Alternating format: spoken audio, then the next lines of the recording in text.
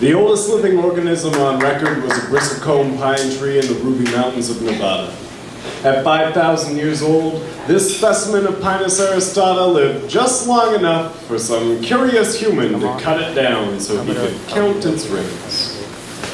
Donald Curry. Was the method in your madness scientific? You are called a dendrochronologist, in English one who reads trees to measure time, who listens to the stories they tell of their lives, and this tree was a tapestry, the woven threads of 5,000 years that you unraveled. What madness was upon you when you did this thing? What fever in your brain when you mounted Wheeler Peak that day?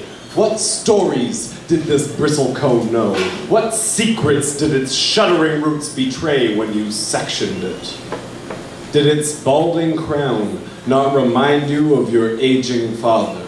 Its gnarled fingers not grip you like your grandmother's hands, crusted and cracked from a lifetime of weaving and mending and building cooking fires at which you sat tasting the stories she baked in the hearth at your family's core? When you carved this bristlecone heart, did you shape of it a watch, wear it on your wrist to measure the ticks tingling in your skin? Did you bind it to your heart-beaten flesh until your arteries molded into its pores? Did it syrup blood, stain your hands so you cannot wash them clean? Or did you wear latex like a rapist wears a condom, bones whispering, "I love you," when you took what could not be given? I know I should not blame you, Donald. I know you only wanted to hear this tree's story.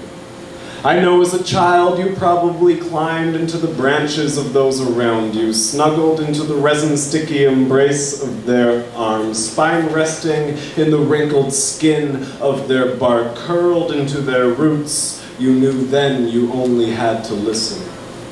I know some seed pod must have slipped into your ear, become planted in your brain. Some tree conceived itself in your head, sprouted seedling roots, firing shoots through neural pathways in your tissue, tendriling down your spine, burrowing ever thinner into your soil flesh, and twig fingers, threads weaving your stories together. How did you not see you were made in this tree's image?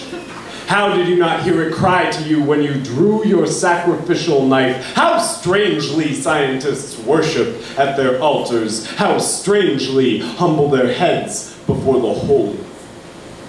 But I know I cannot blame you, Donald. Your science has taught me this. We are but starlight, distorted.